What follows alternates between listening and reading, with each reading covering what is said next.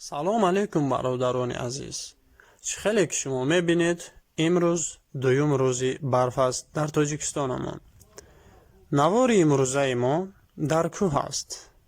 در وقت نوارگیری ما یک برادری ما اسب خود را به مشق هر روزه خود مشغول است.